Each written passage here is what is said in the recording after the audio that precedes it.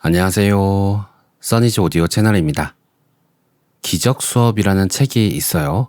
저는 제대로 안 읽어봤는데 많은 분들이 추천을 해주셨던 책이기도 합니다. 그런데 이 책을 쉽게 이해할 수 있도록 만화책이 나왔다고 해요. 만화책이라 이걸 어떻게 설명을 해드려야 될지 고민을 좀 했는데 한번 살펴보도록 할게요. 우주가 꿈이라고 만화로 보는 기적 수업의 가르침. 알렉스 마르샹, 옴기니 이균영, 출판사는 정신세계사입니다. 만화는 알렉스라는 주인공이 나오면서 시작이 됩니다. 우리가 자면서 꾸는 꿈, 그리고 현실에서 보고 느끼는 것들, 그리고 지금 제가 이 책을 읽고 있는 것, 이것마저도 전부 꿈이라고 합니다. 이렇게 말하면 안 믿기죠. 지금 나는 이렇게 깨어 있는데 어떻게 꿈이라고 할 수 있는가? 그러면서 이런 말을 합니다. 넌 몸이나 뇌가 아니라 마음이야. 우리는 이원성의 꿈속을 헤매는 마음이야. 곧 알게 되겠지만 비이원성의 반항에서 꿈을 꾸고 있어 라고 이야기를 해요. 우리의 몸과 두뇌는 실체가 아니라 꿈이 만들어내는 산물이라고 합니다. 우리 마음이 만들어낸 꼭두각시일 뿐이라고 해요. 그리고 이 마음, 꿈을 꾸고 있는 이 마음은 영의 창조적 표현물이라고 합니다. 동시에 우리는 이 마음, 꿈을 꾸고 있는 이 마음의 결정권자라고 이야기를 해요. 그러면서 오래전에 우리는 꿈을 꾸기로 했다고 합니다. 그리고 이젠 그 꿈에서 깨는데 관심을 갖기 시작했다고 해요. 그러니까 이 책을 보고 있는 거고 이 영상을 보고 있는 거다. 그런데 이것이 우연이 아니다. 왜냐하면 우리는 아주 오래전에 꿈을 꾸기로 했고 또 그 꿈에서 깨기로 이미 계획을 했었다는 거예요. 그래서 이 책을 통해서 어떻게 깨어나는지 알려준다고 합니다. 정말로 우리는 깨어날 수 있을까요? 일단 깨어나는 첫 단계는 우리가 정말 잠 속에서 꿈을 꾸고 있다는 걸 알아차려야 한다고 합니다. 이것이 첫 단계인데 역사상 많은 사람들이 이 첫 단계를 지나갔다고 해요. 예컨대 붓다는 이 우주의 꿈과 같은 정체를 알아차렸습니다. 붓다는 말했어요. 사물은 실체가 없고 다만 마음에 글이 보일 뿐이니 꿈이요 미망이다.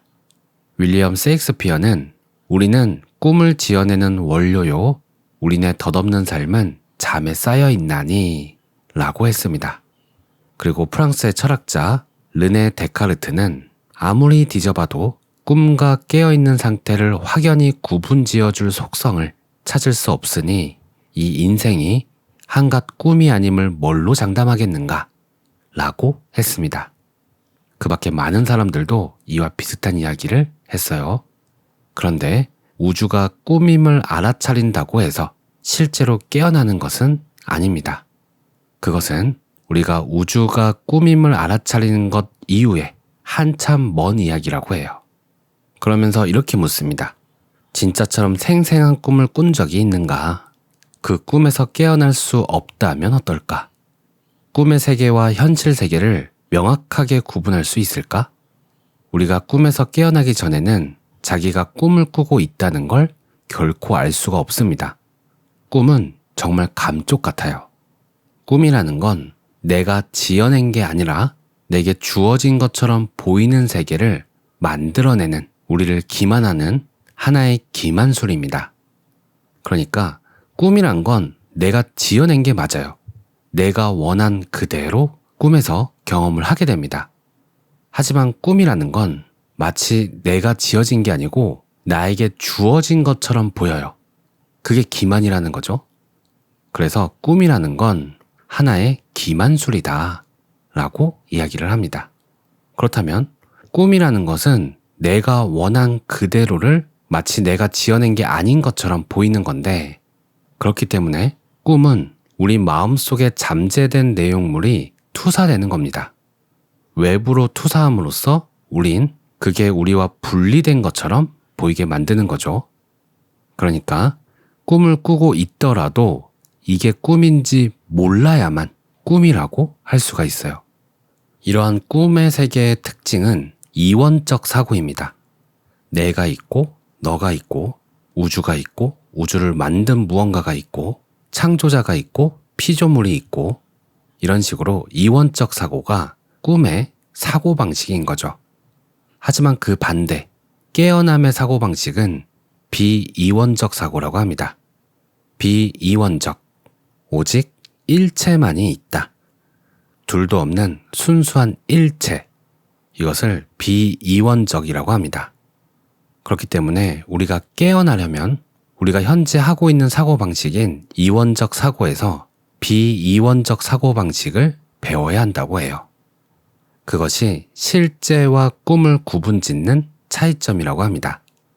이 책은 이 순수 비이원성의 힘을 동원해서 꿈을 해체시키는 법을 알려준다고 해요.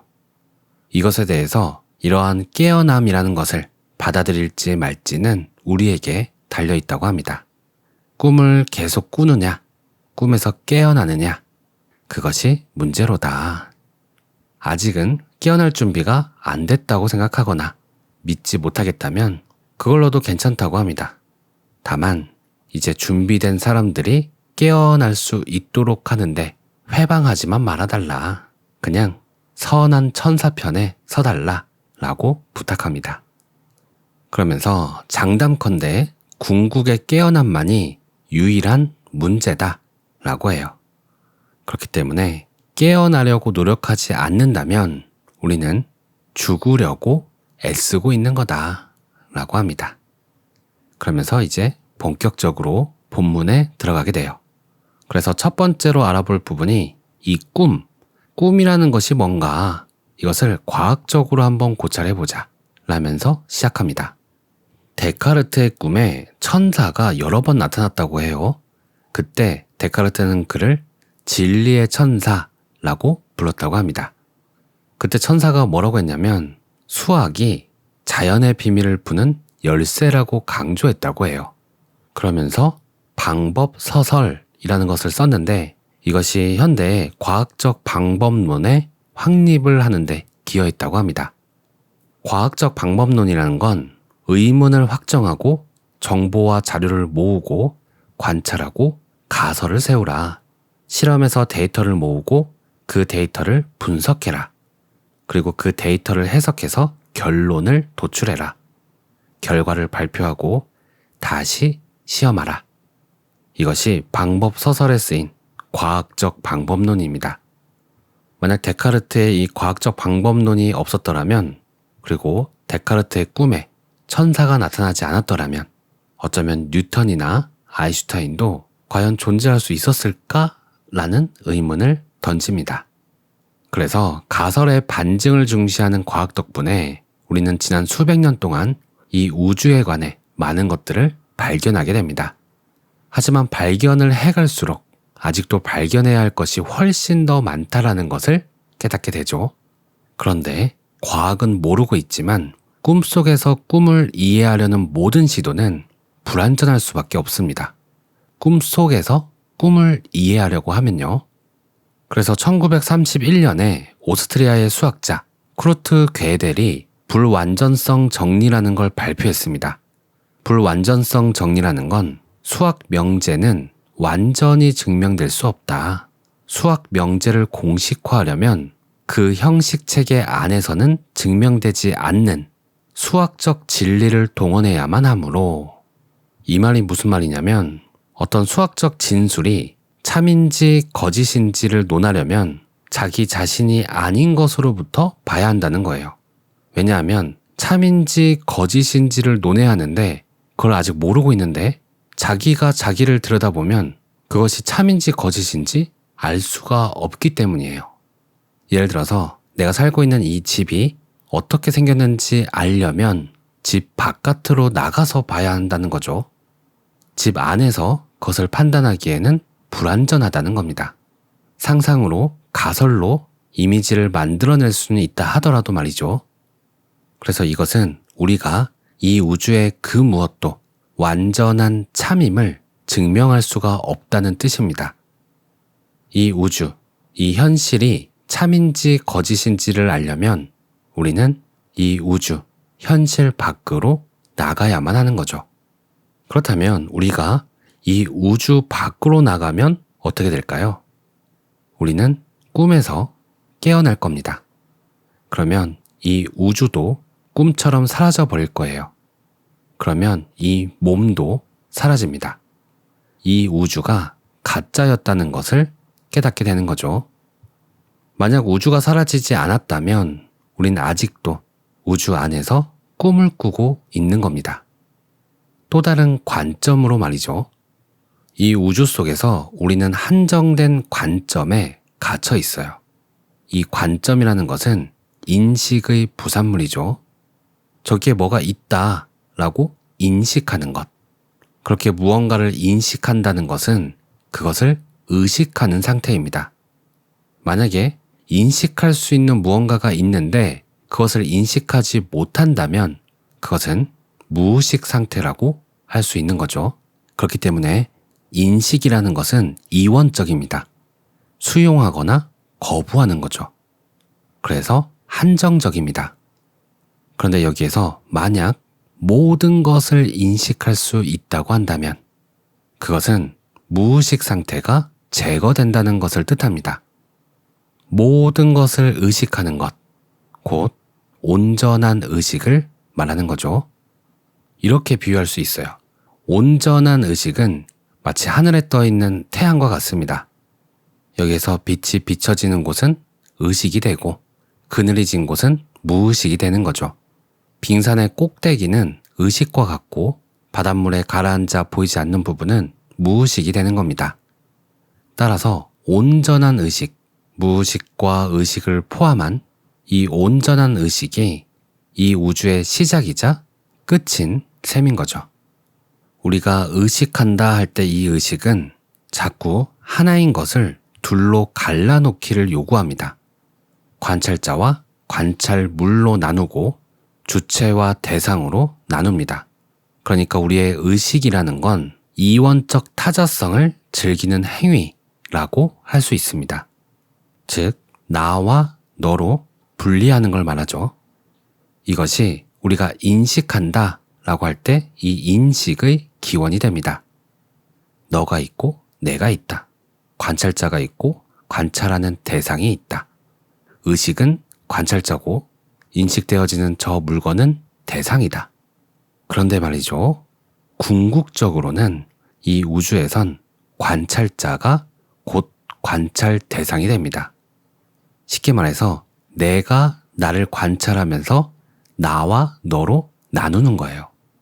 책에서는 이렇게 말하죠. 인식되는 그것이 곧 인식하는 자야. 꿈이 곧 꿈꾸는 자란 말이지. 그러니 의식은 우리를 잠들어 있게 하려는 속임수일 뿐이다. 라고 합니다. 의식의 이러한 속성 때문에 몸이라는 것이 만들어집니다. 의식이 무언가를 인식하려면 인식할 도구와 인식 대상이 있어야 하죠. 그것이 바로 우리의 몸인 거예요. 무언가를 인식하는 도구, 몸에는 눈이라는 게 있죠. 눈으로 뭔가를 인식한다고 생각합니다. 그리고 우리의 몸, 손이 있고 발이 있고 머리카락이 있는 우리의 몸을 인식합니다. 그러면서 우리는 의식이 아니라 눈으로 뭔가를 본다 라고 생각하게 돼요. 이와 같은 방식으로 우주는 몸을 만들어냅니다. 원자도 하나의 몸이고 세포도 마찬가지고 식물도 그리고 행성도 하나의 몸입니다. 모든 사물들은 자기 차원의 몸을 갖고 있어요. 그것들은 본질적으로 생각으로 만들어진 몸들이고 이 몸들이 모여서 또 다른 몸을 만들어냅니다. 결국 의식이 이 물질 우주라는 집단 환영을, 꿈을 만들어낸 거죠. 책은 이러한 내용들을 쉽게 그림과 함께 설명해주고 있습니다. 기적 수업이 너무 어렵다고 생각하신 분들은 한번 읽어보시면 쉽게 이해가 될 것 같습니다. 오늘도 평온한 하루 보내세요. 감사합니다. 안녕하세요. 써니즈 오디오 채널입니다. 데이비드 호킨스라는 정신과 의사가 있었습니다. 그는 진리를 찾는 데 열정적이었고 그러한 영적인 수행을 해왔습니다. 그런데 이성과 지성만으로는 더 이상 앞으로 나가지 못한다라는 어떠한 벽을 느꼈다고 합니다. 그때 그는 모든 것들을 내려놓고 신이 계신다면 저를 제발 좀 도와주십시오 라고 했다고 해요. 그리고 나서 현존을 경험하게 됩니다. 우리가 일반적으로 알고 있는 지금 이 순간으로 오는 것, 그 이상의 뭔가였던 것 같아요. 책을 읽다 보면 그런 느낌이 있습니다. 오늘은 그 경험을 한번 살펴볼게요. 나의 눈, 데이비드 호킨스. 옮기니 문치니, 펴낸 곳은 판미동. 그가 신이 계신다면 저를 제발 좀 도와주십시오 하면서 모든 것을 놓아버렸을 때, 그러자 모든 것이 멈추고 그 앞에 있었던 모든 생각들도 망각 속으로 사라져버렸다고 합니다. 마음과 일체의 개인적인 자아 감각도 사라졌고 처음 겪는 거라 뭐가 뭔지 알 수 없는 순간, 그동안 나라고 믿었던 그 자아는 무한하고 모든 것을 두루 포괄하는 알무로 대체되었다고 해요. 그 알미란 건 존재하는 모든 것에 약속된 본질로서 완벽하고 전체적이며 고요한 알미였다고 합니다. 그때 그것을 신성이라고 불렀는데 그 은혜로운 광위와 아름다움, 평화가 마치 빛을 발하듯 있었고 영원하고 완벽하며 드러난 것들과 드러나지 않은 것들의 본질, 참나요? 지구의 신격이었다. 그 모든 것들이 저절로 드러났다 라고 합니다. 그 현존, 숨죽인 침묵이 주위에 충만하고 모든 움직임 자체가 느리고 고요했다고 해요. 모든 것들이 생생한 빛을 발하는 것처럼 보였고 서로가 서로를 알아봤다고 합니다. 그 신적인 속성이 너무나도 압도적이었고 환한 빛처럼 넘쳐 흘렸다고 해요. 이러한 것들은 알미라는 수단을 통해서 그리고 존재 자체가 지닌 본질의 기본적인 속성을 공유함으로써 서로 연관되고 교류하며 조화를 이루고 있음을 알아봤다고 합니다. 여기서 현존이라고 하는 것은 우리가 평소에 텅 비어있는 공간으로 인식했던 것들, 그 안에도 본래 텅 비어있지 않다라는 것을 인식하게 해주었고 그러한 현존은 모든 것의 본질에 두루 깃들어 있었다고 합니다. 이러한 알은 자신의 깨어있음 그리고 편재함, 그러니까 모든 곳에 두루 퍼져 있음과 한쪽에 지나치게 치우쳐 있음, 이런 것들 또한 인식할 수 있었다고 합니다. 그런데 그것을 인식하는 자아가 있는 것이 아니고 그냥 암 자체로 알았다고 해요. 자아가 아니라 암 자체로 안다라는 게 그것이 어떤 것인지 경험해보지 못했다면 알 수가 없을 겁니다. 저도 잘 모르겠어요. 그런데 이 스스로 아는 암, 이것은 존재와 존재가 형상 및 형상 없음으로 표현된 것, 그것들은 그대로 신이며 모든 대상과 사람, 식물, 동물 속에 널리 퍼져 있음을 알고 있고 이러한 모든 것은 본래 하나로 통합되어 있다는 알미 있었다고 합니다. 그렇기 때문에 바위나 식물이 평등하고 모든 것은 보편적이고 그 어떤 것도 배제하지 않고 모든 것을 포괄하는 절대적이고 완벽한 것이며 부족한 것이 하나도 없는 모든 것은 동등한 가치를 지닌 것으로 보였다고 합니다. 거기에는 욕구도 없고 어떤 바람도 없고 결핍도 없었고 불완전함이나 불일치도 있을 수가 없었다고 해요. 모든 사물들이 완벽하게 아름답고 조화로운 조각작품과 같이 하나의 예술작품으로서 나타났다고 합니다. 그것은 그들이 갖고 있는 어떠한 외형 때문이 아니고 그것들이 품고 있는 그 무엇, 그 본질 때문에 존경과 경외의 마음으로 서로가 서로에게 침묵하고 있음을 보게 되었다고 합니다. 이것은 호킨스 박사의 입장에서는 신성의 드러남이었고 모든 것에 무한한 평화와 고요함을 깃들이고 있었다고 합니다. 몸을 잠깐 훑어봤는데 이 몸도 다른 모든 것과 같다는 사실을 금방 알 수 있었다고 해요. 그러니까 방 안에 있는 가구나 그 밖의 모든 사물들과 마찬가지로 이 몸이라는 것도 한 개인의 소유물이 아니고 그저 존재하는 모든 것의 한 부분에 불과했다고 해요. 지금 우리가 생각하는 것처럼 몸은 나다 라고 하는 그런 것이 없고 그러한 개인적인 요소는 전혀 없었고 이 몸이라는 것은 저절로 작동하면서 그 신체적인 기능들을 정확하게 수행하고 있는 것이 보였다고 해요. 내가 의도하지 않아도 힘들이지 않은 채 숨쉬고 걷고 자체적인 동력에 따라 움직이는데 그 활동은 현존에 의해 결정되고 실행되고 있었습니다. 몸은 그저 방 안에 있는 다른 모든 것과 동등한 그것에 지나지 않았다 라고 하죠. 다른 사람들이 말을 걸어오면 몸은 적절하게 응답을 합니다.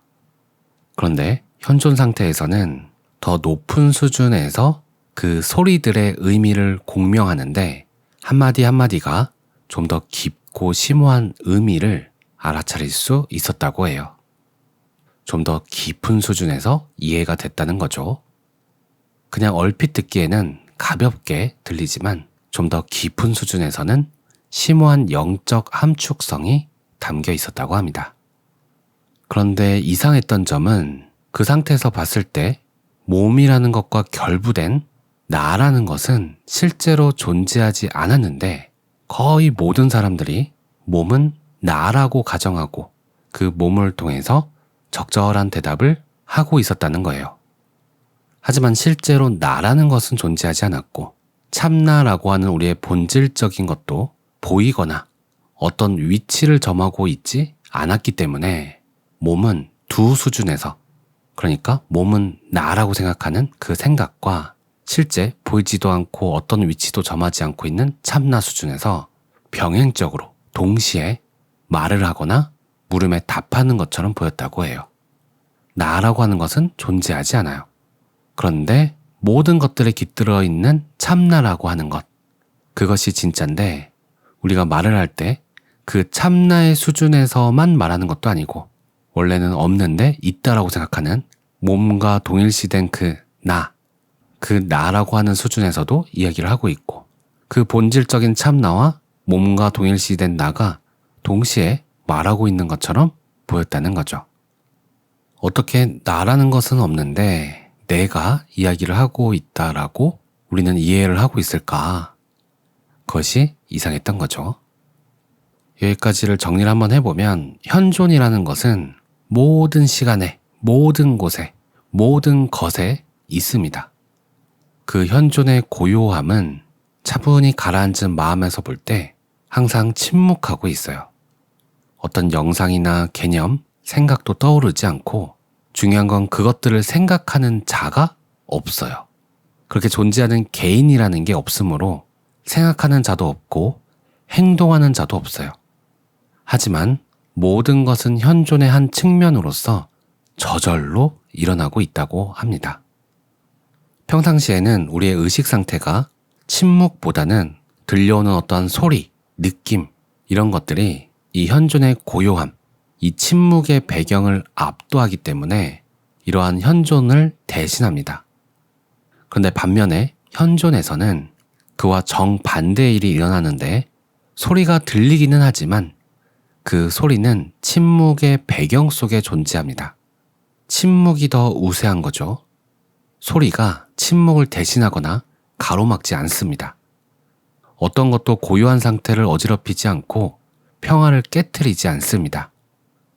움직임이 일어나기는 해도 움직임 없는 고요함을 흐트러뜨리지 않아요.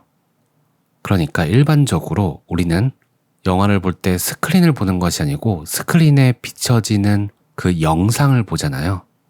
움직이는 영상을 보고 들리는 소리를 보는데 온전한 현존 상태가 되면 그 뒤에 있는 스크린이 더 잘 보인다는 겁니다. 움직이는 그 영상에 우리의 마음이 팔리는 것이 아니고 그 뒤에 있는 스크린이 메인으로 툭 튀어나와서 그게 조금 더 많이 메인으로 알아차려진다라는 거죠. 그러면 어떤 일이 일어나냐면 출발이나 멈춤, 시작과 끝, 어떤 사건이나 일도 존재하지 않고, 그러면 어떠한 사건도 없으니까, 아무런 이야기도 없으니까 설명하거나 서술할 만한 그런 것들도 아무것도 없습니다. 어떠한 사건이 있다면 그 사건을 알아차리는 관찰자가 있는 거죠. 그런데 이 관찰자마저도 넘어선 그 배경, 거기에는 어떠한 사건도 없고, 그렇기 때문에 그 사건을 설명할, 그 사건을 알아차리는 그 주체도 없고, 그러니 모든 것이 고요합니다. 그렇다고 아무것도 없는 것은 아니에요. 거기에는 이러한 완전한 이해를 제공해주고 스스로 비추는 본질에 의해 자명한, 스스로 드러나는 이 알미, 생각을 대신해서 존재한다고 합니다. 그것은 침묵으로 이야기하고 완벽함의 절대적인 아름다움 속에서 스스로를 고스란히 드러내는 것과도 같다라고 해요. 원래부터 있었던 그 자체의 영광과 신성이 드러난다고 합니다. 어렵죠? 맨 처음에 호킨스 박사도 그랬어요. 이것을 이성과 지성으로 이해를 하려고 했더니 너무 힘들었다. 최종적으로 패배했다. 그런데 그때 호킨스 박사는 어떻게 했냐? 그러한 시도들이 모두 패배했다라고 인정하고 신이 계신다면 저를 제발 좀 도와주십시오 라고 하면서 자신을 내맡긴 거죠. 그리고 나서 현존의 암 속으로 들어가게 됩니다. 많은 선생님들도 비슷한 얘기를 하시죠. 머리로 이해하려고 하지 마라. 하지만 우리는 그러면 어떻게 해야 돼요? 라고 되묻죠. 그 어떻게 해야 하는가를 알려고 하는 거, 이것마저 놓아져 버릴 때, 그때 저절로 드러나는 것 같습니다. 하지만 알려고 하는 그것 자체를 놓아버리기가 참 힘들죠. 그건 또 어떻게 하는 거고, 그쵸?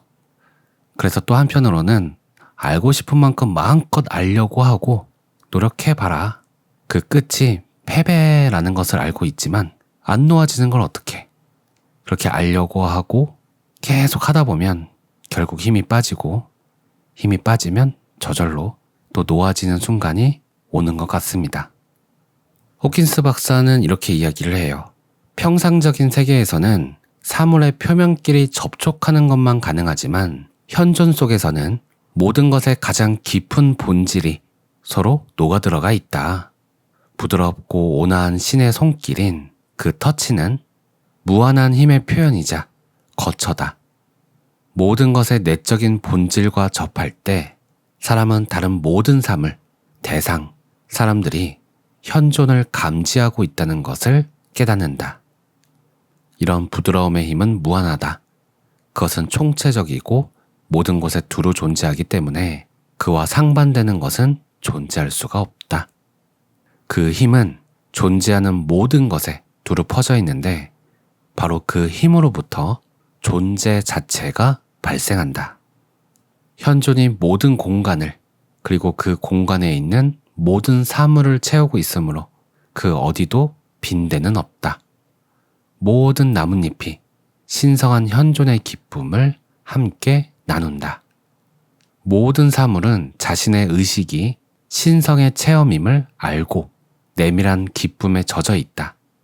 모든 사물은 하나같이 자신이 신의 현존을 체험할 수 있는 능력을 부여받은 것에 항상 감사하는 마음을 조용히 품고 있다. 사람들의 모습에 완전히 새로운 아우라가 깃들었다. 유일한 참나는 모든 사람들의 눈을 통해 빛을 발한다. 모든 사람들의 얼굴에는 환한 빛이 감돌며 모두가 다 동등하게 아름답다.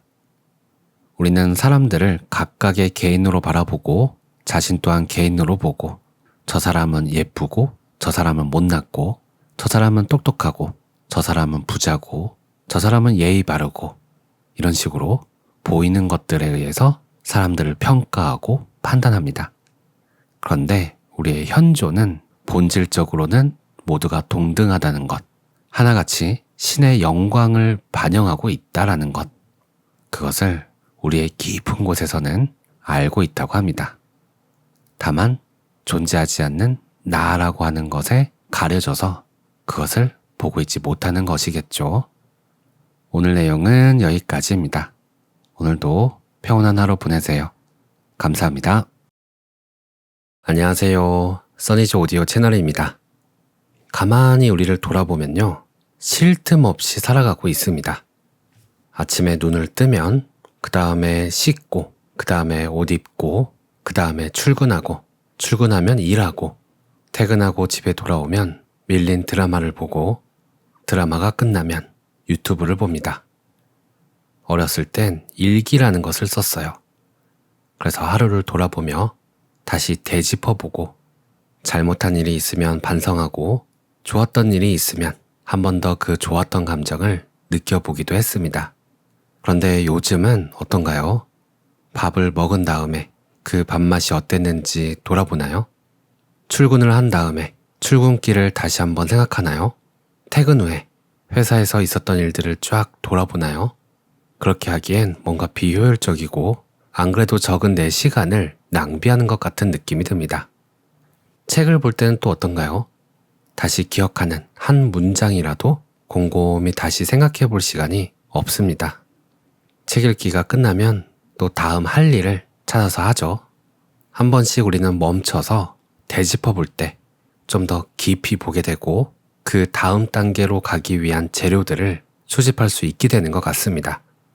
오늘 읽어볼 책은 그렇게 길지 않은 문장을 읽고 스스로 생각해보고 고민하고 깊이 들여다볼 수 있게끔 만들어진 책인데요. 그렇게 해서 우리의 삶을 단단하게 만드는 보이지 않는 힘을 기르게 해주는 책입니다. 한번 살펴볼게요. 아주 작은 태도의 차이.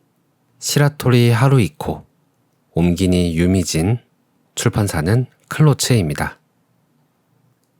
이 책은 짧은 글을 하나 읽고 스스로 생각할 수 있게끔 한 페이지씩 필사를 할 수 있도록 구성되어 있는데요. 제일 첫 번째에 나오는 글 한번 읽어볼게요. 1. 후회하지 못했음을 후회하라. 그저 잘 살고 싶어 발버둥을 쳤을 뿐인데 정신을 차리고 보니 인생이 엉망이 되었다. 문득 거쳐온 과정을 돌아보니 살아간다는 것은 자신의 인생을 꾸준하게 망쳐가는 과정일지도 모르겠다. 나는 항상 눈앞의 이해득실에만 매달렸다. 제 욕심 채우기에 급급했고 적수가 될 만한 상대는 따돌렸다. 사람을 가려가면서 등급을 매겨왔다. 나는 끊임없이 쾌락과 자극을 쫓았다. 자유와 방종을 구별하지 못하며 늘 타인에게는 혹독하고 자신에게는 너그러웠다. 나는 나의 것만 챙기는데 급급했다. 혼자서 찬찬히 일에 몰두하지 못하고 성가신 일은 남에게 떠넘기면서 결실이나 공로, 보수는 나의 몫으로 챙기곤 했다. 나는 교활함을 지혜라고 착각했다. 나는 애두른 길이나 조금의 고비 없이 가장 빠르게 성공하는 방법을 끊임없이 갈구했다. 나는 책을 읽으며 스스로 판단하지 않고 전해 들은 이야기를 진실이라 믿었다. 나는 하루하루를 질투나 험담, 비웃음, 공격으로 채워나갔다. 나는 삶에서 찾아올 수밖에 없는 고난을 절대로 받아들이지 않으려고 했다. 나는 남에게 지갑을 쉽게 열지 않았다. 나는 스스로에게만 게으름과 나태함을 용납했다. 나는 눈에 띄지 않는 사소한 것이라면 슬쩍 훔쳐도 큰 허물이 아니라고 여겼다. 나는 쉽게 화내거나 야단치면서 나에게는 그래도 되는 권리가 있다고 생각했다. 나는 소란스러운 분위기를 좋아하고 언제나 마음이 붕 떠 있었다. 나는 영원히 살 것처럼 착각하면서 살았다. 그리고 나는 이런 스스로를 경멸하고 못 견뎠다. 우리는 이러한 태도로 살아가면서 결국 인생을 허무로 몰아넣는다. 그러다 문득 삶에서 아무것도 남기지 못한 채 회한과 맞닥뜨렸을 때 비로소 바보처럼 살았음을 너무 늦게 깨닫는다. 여기까지가 한 이야기인데요. 스스로를 돌아보며 반성하는 듯한 글입니다. 이런 것 같아요. 무엇을 하든지 간에 시험 공부를 하든 유튜브를 하든 어떤 일을 하든 간에 딱 한 번으로 끝나는 게 아니고 그것이 반복됩니다. 그런데 이 반복을 할 때 우리는 업그레이드가 될 수도 있고 전혀 업그레이드 될 생각 없이 그냥 저냥 살아갈 수도 있어요. 저는 업그레이드 되기를 원했어요. 그런데 어떻게 해야지 업그레이드가 되는 걸까요? 가만히 살펴보니까 그 첫 번째 단계는 업그레이드 되지 못하는 이유, 한 단계 더 나아가지 못하는 이유, 내가 어떻게 행동하고 있는지, 그 행동이 어떤 생각으로부터 비롯되었는지, 스스로를 관찰할 수 있을 때, 맡고 있는 행동, 맡고 있는 생각, 그것을 발견했을 때, 그때부터가 시작이더라고요. 처음에는 뭐가 잘못됐는지, 어디에서 오류가 났는지, 그것이 오류인지조차도 모릅니다. 왜냐면 처음 하니까 그럴 수밖에 없어요. 그런데 그것을 반복하다 보면 똑같은 문제가 똑같이 발생합니다. 그리고 그것을 문제라고 생각하지 않으면 매번 똑같은 일이 매번 반복돼요. 하지만 그것을 문제라고 인식하고 그 문제의 원인이 무엇인지 발견하려고 하고 알아차리려고 하다 보면 보이기 시작합니다. 문제가 문제인 줄 아는 것, 그것이 어떤 분야에서 업그레이드 하기 위한 첫 번째 단계라고 생각해요. 이러한 문제의식을 가지는 것은 투시 안경 같은 것을 쓰는 거랑 비슷한 것 같아요. 수많은 사람들이 똑같은 일을 하더라도 문제라고 인식하지 못한 사람들은 문제를 발견하지 못합니다. 그런데 문제의식을 갖고 있는 사람은 문제가 눈에 톡톡 들어와요. 어떻게 보면 마음 먹은 대로 되는 거죠. 나는 문제를 발견할 거야 라는 그 마음이 있었기 때문에 문제를 발견하게 됩니다. 이와 완전히 반대되는 생각도 있습니다. 물론 문제가 아닌 것을 문제라고 바라보기 때문에 문제가 되는 경우죠. 그래서 어느 한쪽에 너무 치우쳐도 안 되지만 저는 개인적으로 한 번쯤은 한쪽으로 크게 한번 치우쳐 볼 필요도 있다고 생각해요. 아무런 경험 없이 모든 것을 알게 되면 정말 좋겠지만 경험해 봤을 때에만 알 수 있는 부분들이 또 있거든요. 우리 인생에서 꼭 해야 할 어떠한 그런 일들은 우리가 마음을 먹고 경험하게 되는 경우도 있지만 삶이 우리를 몰아붙여서 어쩔 수 없이 경험하게끔 하기도 하는 것 같아요. 그런 경우에 우리는 그것을 피하려고만 하기보다는 그 괴롭다고 생각되는 그 길 위에서 눈을 크게 뜨고 그곳에서만 발견할 수 있는 선물들을 찾아보셨으면 좋겠습니다. 문제를 발견하겠다고 마음 먹는 순간 문제들이 보이는 것처럼 우리의 삶에 선물이 숨겨져 있다고 바라보잖아요? 그러면 정말로 선물이 보이기 시작합니다. 어느 날 부동산에 관심을 가지잖아요? 그러면 보이지 않던 부동산 매물들이 눈에 보이기 시작하고 자동차를 사기로 마음을 먹잖아요? 내가 사려고 하던 그 자동차가 길거리에서 눈에 막 들어오기 시작합니다. 방금 읽은 이야기 제목이 후회하지 못했음을 후회하라 인데요.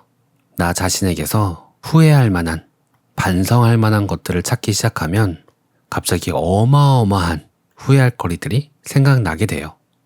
그러면 정말 내가 한심한 것 같고 정말 잘못 산 것 같고 자존감이 확 떨어질 것만 같습니다. 그런데 그것은 생각이고요. 정말로 진심으로 후회를 하고 반성을 하잖아요. 그러면 자존감이 더 올라갑니다. 이것은 해봐야 알아요. 행동하기 전에 생각은 두려움을 자꾸 불러일으키는데 실제로 해보면 우리가 고쳐야만 된다고 생각했던 것들, 생각만 했던 것들을 실제로 우리가 실천하기 시작했을 때 우리는 당당해지고 자존감도 높아지는 것을 느끼게 됩니다. 이렇게 후회하고 반성하는데 자존감이 너무 떨어질 것 같다. 이럴 때 안전장치가 하나 있어요. 바로 알아차림입니다. 후회할 거리들을 다시 한번 쭉 돌아보고 반성할 때 그렇게 후회하고 반성하는 나 자신을 마치 삼자가 나를 바라보는 것처럼 그렇게 나를 바라봐 보세요. 3인칭으로 관찰자로서 그렇게 하는 나를 바라보고 있으면 조금 더 객관적으로 나 자신을 볼 수가 있습니다. 원래 훈수든 사람이 더 잘 보이잖아요? 그것처럼 나 자신을 조금 더 넓은 시각에서 볼 수가 있어요. 그래서 너무 다크하게 빠지거나 너무 기분을 업시키는 그런 상황을 막을 수가 있습니다. 그리고 오늘 이야기에서는 저자가 후회하는 그 후회들에 대해서 쭉 나열을 했는데요. 그거 전부 다 제 이야기더라고요. 제 이야기 아닌 게 하나도 없습니다. 특히 이런 이야기가 나와요. 나는 책을 읽으며 스스로 판단하지 않고 전에 들은 이야기를 진실이라 믿었다. 제가 읽지 않던 책을 막 읽기 시작했을 때 그 초반에는 저는 모든 책들은 전부 다 진실이라고 믿었어요. 그래서 있는 그대로 다 받아들였습니다. 마음을 활짝 열고 다 맞는 말, 다 옳은 말이라고 믿고 그렇게 받아들였어요. 그리고 그렇게 할 때 더 많은 것들이 제 안으로 들어왔습니다. 그런데 문제는 어떤 사람을 만나거나 인터넷상에서 누군가와 내가 알고 있는 사실과 다른 이야기를 할 때 분명히 내가 읽은 책에서는 이렇게 이야기를 했기 때문에 이 이야기가 맞는 이야기고 옳은 이야기인데 이 사람은 그와 반대되는 이야기를 해요. 그러면 저는 너무나도 큰 스트레스를 받았습니다. 그런 일들이 반복되니까 뭔가 이상해요. 뭐지? 이 책에서는 이렇게 이야기하고 저 책에서는 또 저렇게 이야기하네? 또 저 사람은 이렇게 이야기하고 이 사람은 또 저렇게 이야기하네? 도대체 어떤 게 옳은 거지? 어떤 게 진실이지? 굉장히 혼란스럽더라고요.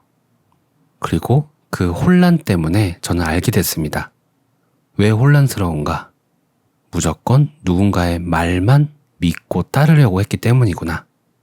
내가 들은 말이 옳다라고 생각을 했기 때문이구나.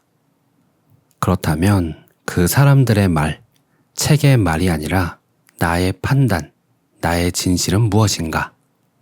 저는 원래부터 있었을 것 같은 나라는 나만의 진실을 찾으려고 했습니다. 그런데 아무리 찾아도 고유한 나라는 것은 없더라고요. 타고난 개성은 있어요. 하지만 타고난 진실이라는 것은 없더라고요. 내가 믿음으로써 그것이 나만의 세계의 진실이 되는 거더라고요. 그렇다면 아무 진실이나 가지고 와서 그것을 내 거에 장착을 시키고 그 프레임으로 세상을 살아가야 할 텐데 그 중에 어떤 진실이 가장 좋을까? 수많은 진실들 가운데 비교를 하기 시작합니다. 뭐가 더 좋을까? 무엇을 나한테 갖고 와서 장착시켜야 할까? 그렇게 또 시간을 쭉 보내다 보니 자꾸 더 좋은 것들이 나타납니다. 더 좋은 것, 더 좋은 것, 더 좋은 것. 그런 것들을 계속 찾더라고요. 끝이 안 보입니다. 어떠한 무한 궤도에 갇힌 것 같은 느낌이었어요. 그러다가 제가 찾은 답은 상황에 맞는 최선의 선택을 그때그때마다 때에 맞게 갈아 끼워도 되는구나. 나는 이런 사람이야 라고 아주 일관되게 살아야 할 필요는 없는 거구나. 나는 왜 나 자신을 어떠한 틀 안에 가두려고 했을까? 그런 생각을 하게 되더라고요. 그래서 자유롭게 살기로 했습니다. 때로는 저 사람이 말하는 것이 진리고 때로는 이 사람이 말하는 게 진리로 받아들이기로 했어요. 그런데 어떤 기술적 분야에서 전문성을 가져야 될 때 이때는 하나의 진실을 믿고 쭉 끝까지 한번 깊게 들어가 보는 것도 필요하더라고요. 그러니까 이게 정답이야 하는 순간 그것은 정답이 아니게 됩니다. 그렇더라고요.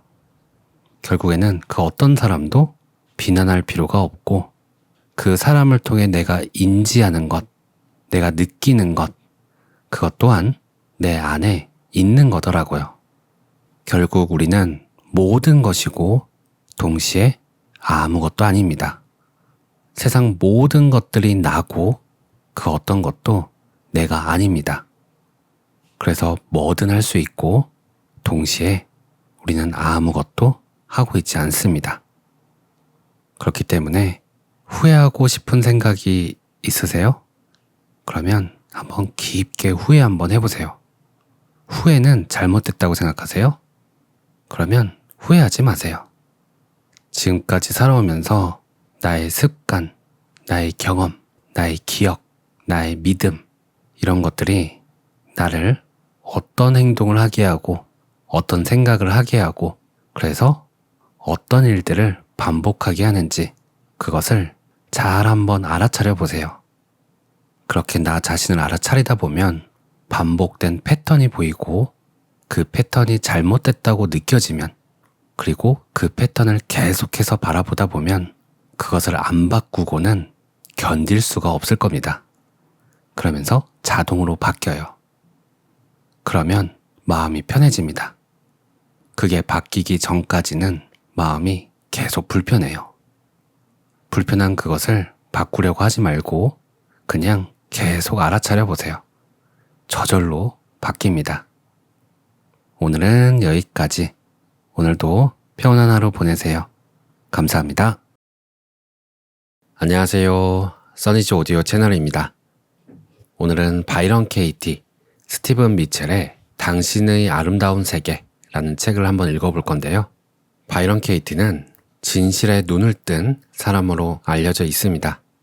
진실에 눈을 뜬 사람은 금강경을 어떻게 해석할까요? 이 책은 바이런 케이티가 한 번도 읽어본 적 없는 금강경의 내용을 풀어서 설명한 책입니다.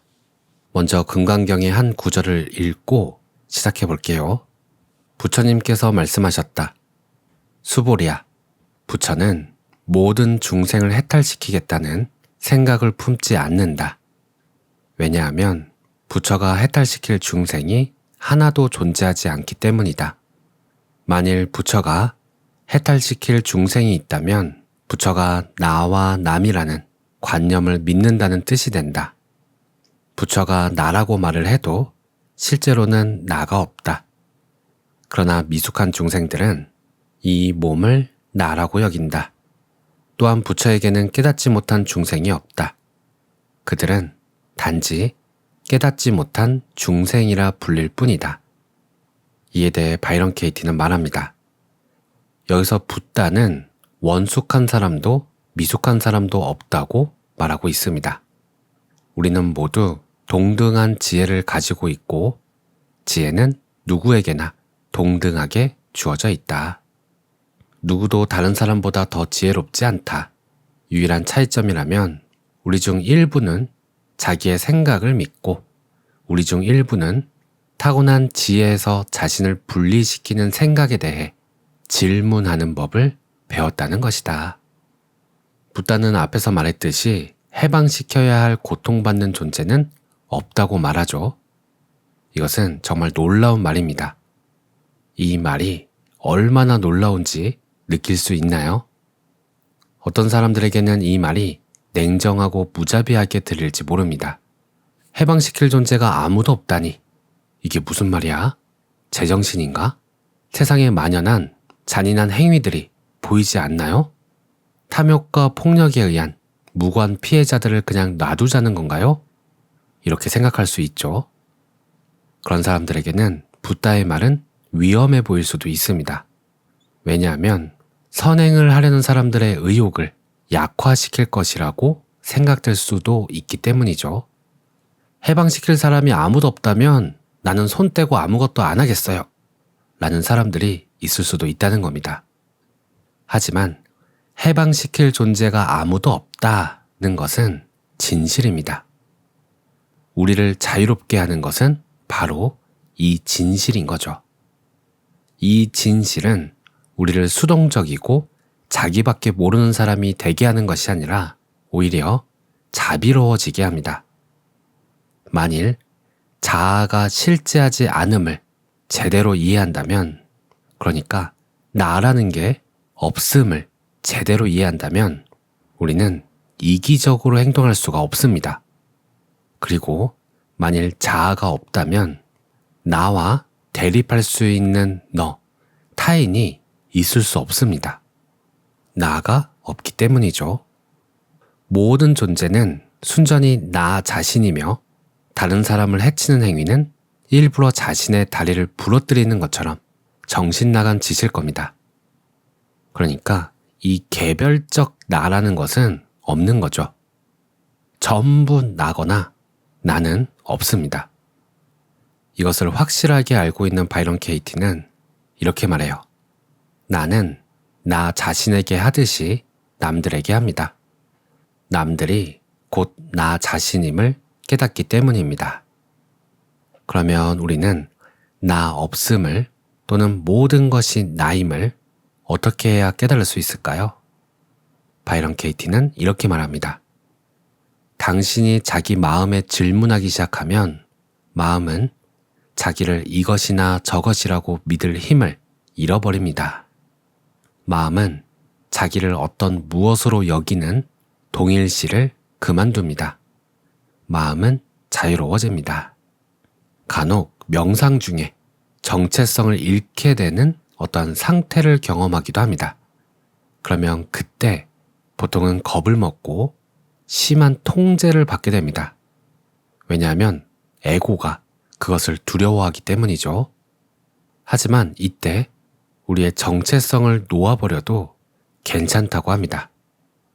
또는 그 반대로 그냥 나, 원래대로 원래의 나, 한 명의 나라고 믿어도 괜찮다고 해요. 여기에 심각할 것은 하나도 없다고 합니다. 다만 우리가 이 몸, 이 한 개인, 나라고 하는 것을 믿는다고 하더라도 그게 사실이 되는 것은 아니니까요. 1980년대 후반 어느 날 바이런 케이티는 장시간 운전하다가 잠시 멈추고 샌프란시스코의 빅서에 있는 절벽 끝에 앉아서 바다를 내려다보고 있었다고 합니다. 저 멀리 아래에 파도와 뾰족뾰족한 바위들이 있었다고 해요. 그 순간 갈매기 한 마리가 바이런 케이티의 바로 앞에 나타나서 눈높이에 머물러 있다가 날아갔는데 그때 마음이 아주 자유로워져서 갈매기의 정체성을 취했다고 합니다. 갈매기의 정체성을 취했다. 이 말은 바이런 케이티가 갈매기가 되었다는 이야기죠. 그러면서 이렇게 이야기합니다. 한순간 나는 절벽 끝 바위에 앉아있는 여자였는데 다음 순간에는 갈매기였고 갈매기의 몸 안에서 갈매기의 눈으로 밖을 내다보고 있었습니다. 기분이 아주 좋았고 동시에 평화로웠으며 나 자신이 한없이 날 수 있는 넓은 공간처럼 느껴졌습니다. 그리고 난 뒤에 무언가가 변했다고 합니다. 바이런 케이티는 갈매기 안에서 태어났습니다. 갈매기가 된 거죠. 그래서 생각했대요. 어머나, 나는 어떻게 나는지 몰라. 그러고는 맙소사, 나는 추락하고 말 거야. 라고 생각했다고 해요. 그러자 갈매기가 된 자신이 마치 50kg은 되는 듯 무겁게 느껴졌다고 합니다. 그리고 더 많은 생각이 일어나는 것을 알아차렸다고 해요. 나는 날 수 없는 새가 되고 싶지는 않아. 저기에 안전하고 견고하게 앉아있는 여자가 되고 싶어. 이러한 생각들 때문에 두려움이 일어났다고 해요. 그런데 이때 자신은 새가 되었고 실제로는 추락하고 있지 않다는 것을 알았다고 합니다. 그것은 그 순간의 현실이었던 거죠.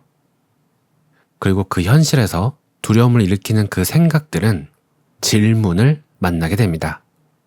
어떤 질문이냐? 그게 진실인가? 그게 진실인지 나는 확실히 알 수 있는가?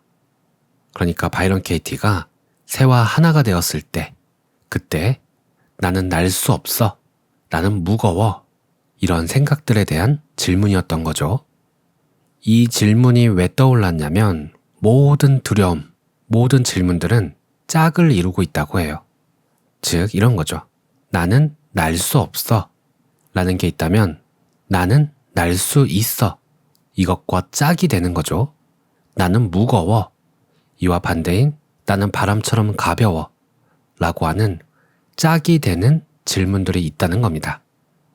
그것을 바이런 케이티는 알고 있었고 자연스럽게 두려움을 일으키는 나는 날지 못하고 떨어질 거야 라는 이 생각이 올라오자마자 동시에 그와 짝이 되는 질문들이 올라왔던 거죠. 그러자 균형을 찾게 되었고 바이런 케이티는 자유로워졌다고 합니다. 이것을 다시 느린 화면으로 천천히 돌려보면 이렇습니다. 나는 날 수 없어 라는 생각이 올라왔고 그러자 곧바로 그게 진실인지 나는 확실히 알 수 있는가? 라는 짝이 되는 질문이 올라왔습니다. 그 대답은 아니오죠. 그저 생각일 뿐 자신은 확실히 알 수가 없었습니다. 그리고 나서 다음 질문이 올라왔다고 해요. 그 생각을 믿을 때 나는 어떻게 반응하는가? 즉, 나는 날 수 없어. 나는 추락할 거야. 이 생각을 믿으면 나는 어떻게 반응하는가? 그에 대한 답은 겁이 난다 였습니다. 그렇다면 그 생각이 없다면 나는 무엇일까? 그에 대한 대답은 완전히 안심할 것이다. 여기까지 생각과 질문이 이르자 즉시 모든 생각들이 사라졌고 바이런 케이티는 갈매기와 하나가 되어 날 수 있었다고 합니다. 갈매기의 삶을 신나게 즐겼다고 해요. 계속 솟구쳐 올랐고 비행의 기쁨으로 황홀했다고 합니다. 그리고 이렇게 이야기를 해요. 갈매기의 정체성과 화해를 하자마자 나는 다시 한번 절벽 끝에 앉아있는 여자가 되었습니다. 황홀해하는 평범한. 여기까지. 초반에 부처님이 금강경에서 했던 말들이 나오는데 여기에서 부처는 모든 중생을 해탈시키겠다는 생각을 품지 않는다고 합니다. 왜냐하면 부처가 해탈시킬 중생이 하나도 존재하지 않기 때문인데 이 말은 해탈시켜야 할 나와 해탈시킴을 당할 중생이라는 게 따로 없다라는 거죠. 나라는 게 없다는 겁니다. 그것에 대해서 바이런 케이티는 개별적인 나라는 건 존재하지 않음을 자신의 경험담을 통해서 이야기를 합니다.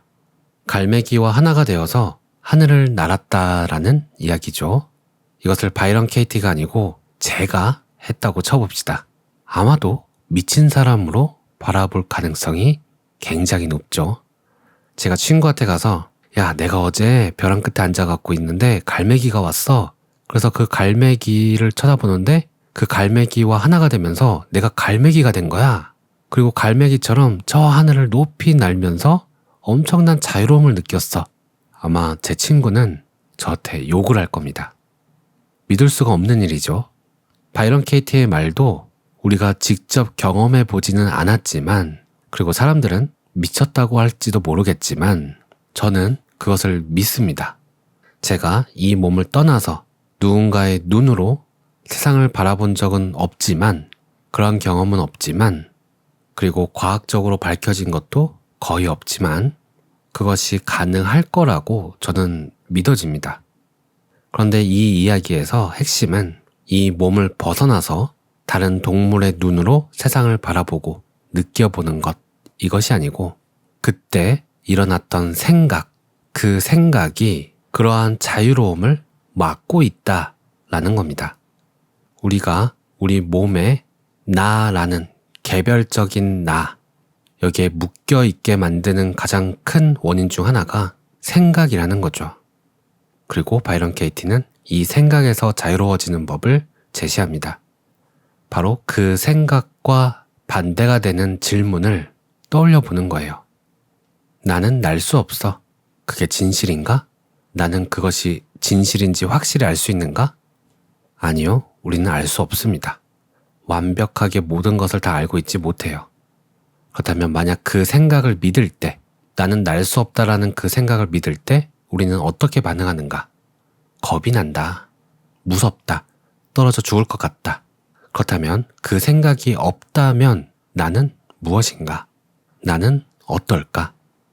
아마도 겁이 나지 않고 날 수 없다라는 생각 자체가 없으니까 두려움이 있기 전의 상태, 두려움이 없는 상태, 그리고 안심하는 상태가 될 겁니다. 이것은 하나의 기술적인 부분이라고도 볼 수 있을 것 같아요. 저도 자주 사용하는 방법인데, 예를 들어서 누군가를 만나려고 하는데 제가 실수할까봐 막 겁이 나요. 그러면 이렇게 묻는 거죠. 만약 내가 실수할까봐 겁이 난다 라고 하는 이 생각이 없으면 나는 지금 어떤 상태일까? 그렇다면 두려움 없이 그 사람을 만나게 될 것이고 굉장히 편안하고 자연스러울 것이다. 그것이 상상이 됩니다. 그렇다면 결론은 하나.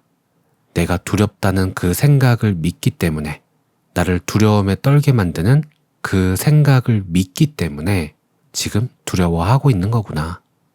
만약에 그 생각을 믿지 않는다면 나는 두려움 없는 상태가 될 것이라는 것은 확실합니다.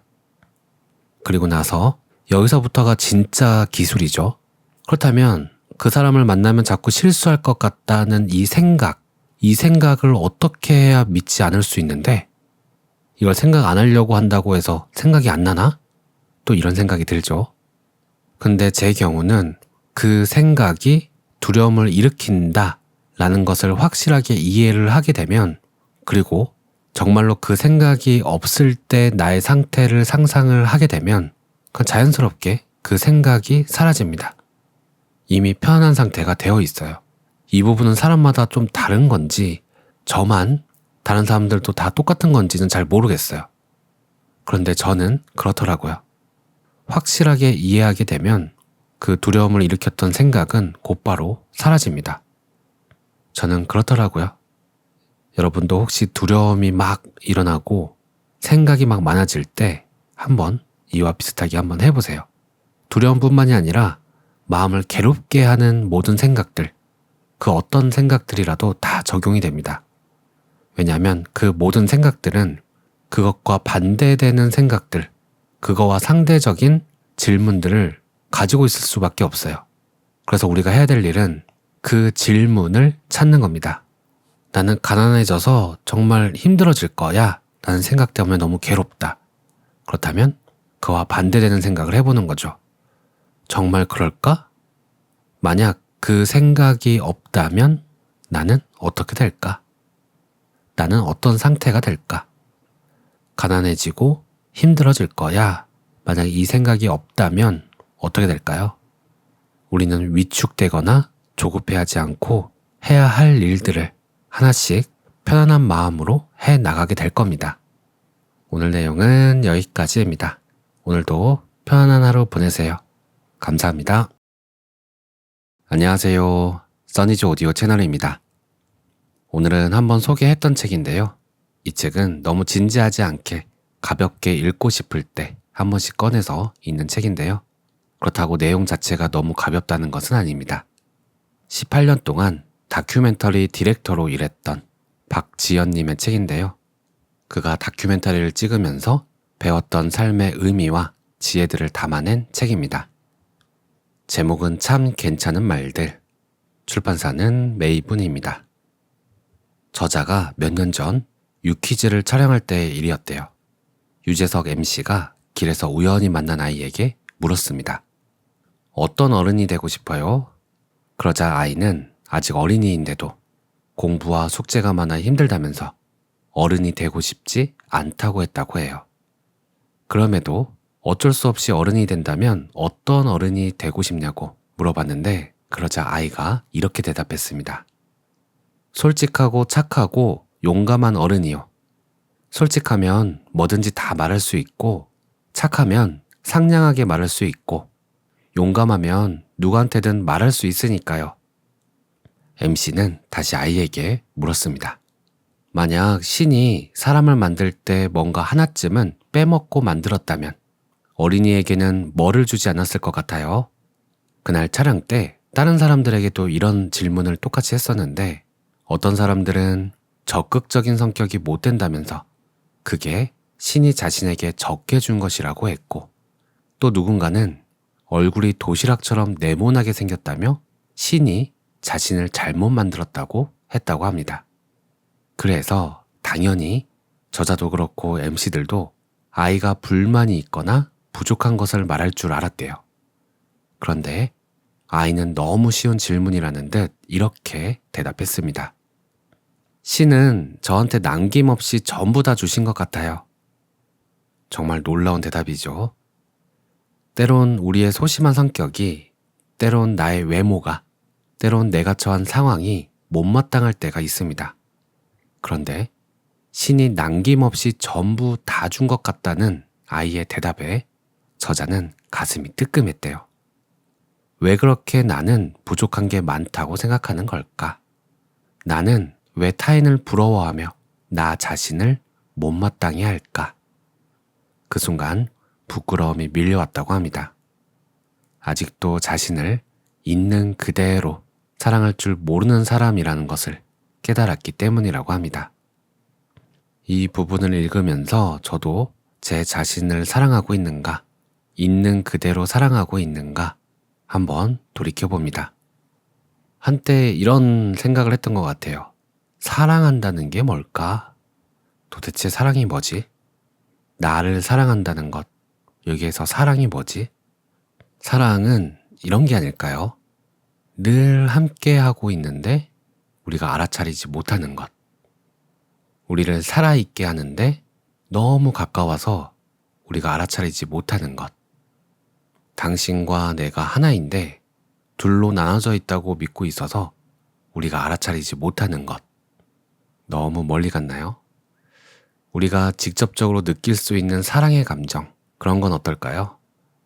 첫사랑에 대한 감정, 모든 걸 다 주고 싶은, 그 사람을 위해서는 뭐든 다 할 수 있을 것만 같은, 그것도 사랑일 테고, 늘 함께 있다가 이제 사회인이 되어 떨어져 나온, 멀리 떨어져서 살고 있지만 왠지 늘 걱정되고 가끔은 그리워서 눈물도 나는 그런 부모님을 향한 그러한 사랑. 또 우리 집 고양이, 그 조그만하고 순수한 그 모습에 괜히 웃음 짓게 만드는 그때 느껴지는 그 느낌, 그 사랑, 그때 그 감정. 그런데 오늘 이야기를 들어보면 있는 그대로를 사랑한다 라는 말이 나오죠. 있는 그대로를 사랑한다는 건 뭘까요? 첫사랑이라서, 부모님이라서, 작고 소중해 보여서, 그래서 사랑하는 것이 아니고 그냥 있는 모습 그대로, 아무 이유 없이 그저 사랑할 수가 있을까요? 가만히 생각해보면 어쩌면 모든 곳에 이미 사랑이 존재하고 우리는 그곳에서 사랑을 발견하느냐, 발견하지 못하느냐, 알아차리느냐, 알아차리지 못하느냐, 이 차이일 수도 있다라는 생각이 듭니다. 아무리 못생겼어도 사랑할 수 있어요. 아무리 실수를 해도 사랑할 수 있습니다. 다만 우리가 거부하기 때문에 사랑하지 못하는 상황들이 일어나는 거겠죠. 저는 그렇게 생각합니다. 그래서 내 모습을 있는 그대로 사랑한다는 것, 그것은 가능한 일이고 우리는 나의 모든 것을 그 모든 부분에서 사랑할 수가 있습니다. 우리가 거부하지만 않는다면요. 사실 또 어쩌면 그냥 사랑 이 자체가 베이스일 수도 있어요. 거기에 다만 우리가 거절, 싫어함 이런 것들을 얹었을 때 그때 그 사랑이 가려지는 거일 수도 있습니다. 그래서 어쩌면 놓아버림이라는 게 이렇게 우리를 가리고 있는 이런 것들을 놓아버리는 작업일 수도 있어요. 그러면 저절로 자연스럽게 드러나는 것이 사랑인 거죠. 지금 이렇게 영상을 만드는 것, 이것도 사랑이고 썸네일을 클릭하고 들어오셔서 이 영상을 보고 계신 것도 일종의 사랑이고 우리가 움직이는 것, 누군가를 만나는 것, 살아있는 것 그 자체가 저는 사랑 그 자체라고 생각합니다. 그것을 어떻게 정의를 할 수가 있겠어요? 저는 그런 차원에서의 사랑은 정의를 못 내릴 것 같아요. 감정적인 사랑에 대해서는 말을 할 수 있겠지만 사랑이라고 이름 붙이는 순간 사랑이란 이런 것이야 라고 하는 어떤 개념이 들어오는데 그 어떤 개념으로도 다 설명할 수 없는 것, 그것이 사랑인 것 같습니다. 오늘은 여기까지. 오늘도 평온한 하루 보내세요. 감사합니다. 안녕하세요. 써니즈 오디오 채널입니다. 오늘은 너무나도 유명한 책 어린 왕자를 살펴볼 건데요. 저는 사실 어린 왕자를 안 읽어봤어요. 그래서 이번 기회에 읽어보면서 어린 왕자가 왜 그렇게 유명하고 많은 사람들에게 위로를 준다고 하는지 한번 살펴보려고 합니다. 그런데 단순 낭독은 할 수가 없어서 그 줄거리들을 이야기해드리면서 제 생각도 함께 이야기하는 방식으로 살펴볼게요. 어린 왕자, 앙투안 드 생텍쥐베리, 옴기니 황현산, 출판사 열린 책들에서 나온 책을 참고하였습니다. 주인공이 6살 때 체험담이라고 불리는 원시림에 관한 책에서 멋진 그림 하나를 보았대요. 보아뱀 한 마리가 맹수를 삼키고 있는 그림이었습니다. 그 책에는 보아뱀은 먹이를 씹지도 않고 통째로 삼켜서 그러고 나면 소화시킬 때까지 6달 동안 잠을 잔다라고 되어 있었대요. 그것을 본 주인공은 밀림에서 일어나는 다양한 모험들을 상상해 보았다고 합니다. 그리고는 색연필을 들고 그림을 그렸어요. 그 그림은 마치 모자같이 생겼어요. 그리고는 그 그림을 어른들에게 보여주었대요. 그러면서 이 그림이 무섭지 않냐고 물어봤습니다. 그러니까 어른들은 하나같이 아니, 모자가 왜 무서워? 라고 답했다고 해요. 하지만 주인공이 그린 그림은 모자가 아니라 코끼리를 소화시키고 있는 보아뱀을 그린 것이었다고 합니다. 그래서 어른들이 알아볼 수 있도록 코끼리를 삼킨 보아뱀의 뱃속도 다시 그렸다고 해요. 그리고 나서 다시 어른들한테 보여줬더니 어른들은 속이 보이는 보아뱀이나 안 보이는 보아뱀 그림 따위는 집어치우고 차라리 지리나 역사, 산수, 문법에 재미를 붙여보라고 충고했다고 합니다. 사실 주인공은 그때 화가라는 멋있는 직업을 갖고 싶었는데 어른들의 충고 때문에 포기했다고 해요. 그때 주인공은 이런 생각을 했다고 합니다. 어른들은 자기들 혼자서는 아무것도 이해하지 못하고 그렇다고 그때마다 자꾸자꾸 설명을 해주자니 어린아이로서는 굉장히 힘들었다고요. 그래서 다른 직업을 골라야 했습니다. 결국 비행기 조종을 배워서 세계 여기저기를 제법 많이 날아다녔다고 해요. 그렇게 주인공은 살아가면서 그렇게 오랫동안 어른들과 함께 살며 그들을 아주 가까이에서 보았는데 어렸을 때 만났던 설명이 필요하고 보아뱀 속의 코끼리를 보지 못하는 그런 사람들이 대부분이었다고 합니다. 주인공은 좀 똑똑해 보이는 사람을 만날 때마다 항상 품고 다니던 모자처럼 생긴 코끼리를 삼킨 보아뱀 그림을 보여주면서 그 사람을 시험해보곤 했는데 모든 사람이 한결같이 모자네 라고 대답했다고 합니다. 그러면 주인공은 보아뱀 이야기나 원시림 이야기도 꺼내지 않았대요. 대신에 그 사람이 알아들을 수 있는 트럼프 이야기, 골프 이야기, 정치 이야기, 넥타이 이야기 같은 것들을 했다고 합니다. 그러면 그 어른은 주인공을 그만큼 분별 있는 사람을 하나 알게 되었다고 아주 흐뭇해했다고 합니다. 그래서 주인공은 아주 외로웠대요. 진심을 털어놓고 이야기할 사람도 한 명도 없고 그러다가 사하라 사막에서 비행기 사고를 당했는데 모터가 부서져서 혼자서 그것을 고쳐야만 했다고 합니다. 일주일 동안 마실 물밖에 없었기 때문에 죽느냐 사느냐 하는 문제였다고 해요. 그렇게 첫날 밤 잠이 들었고 해가 뜰 무렵 이상한 작은 목소리가 들려왔다고 합니다. 저 양 한 마리만 그려줘. 주인공은 깜짝 놀라서 일어나서 봤더니 아주 신기한 꼬마아이가 엄숙하게 자신을 바라보고 있었다고 해요. 그곳은 사람이 사는 곳에서 엄청나게 멀리 떨어진 곳인데 이 아이는 길을 잃은 것 같지도 않았고 피곤하거나 굶주림이나 목마름 때문에 녹초가 된 것 같지도 않았다고 해요. 사막 한가운데서 길을 잃은 어린아이의 모습이 전혀 아니었다고 합니다. 그래서 주인공이 물었습니다. 그런데 넌 거기서 뭘 하고 있니? 그러자 그 아이는 무슨 중대한 일이나 되는 것처럼 아주 나직하게 같은 말을 되풀이했어요. 저기 양 한 마리만 그려줘. 주인공은 자신이 정말 멍청한 짓을 한다고 생각을 하면서도 주머니에서 종이와 만년필을 꺼냈습니다. 그리고는 꼬마 아이에게 자신은 그림을 그릴 줄 모른다고 말했어요. 그러자 그 아이는 괜찮아, 양 한 마리만 그려줘 라고 합니다. 주인공은 한 번도 양을 그려본 적이 없기 때문에 예전에 그렸었던 속이 보이지 않는 모자처럼 생긴 보아뱀의 그림을 그려서 꼬마 아이에게 보여줍니다. 그런데 놀랍게도 꼬마 아이는 이렇게 대답했대요. 아니야. 난 보아뱀의 뱃속에 있는 코끼리는 싫어. 보아뱀은 아주 위험하고 코끼리는 아주 거추장스러워. 내가 사는 데는 아주 작아서 나는 양을 갖고 싶어. 양 한 마리만 그려줘.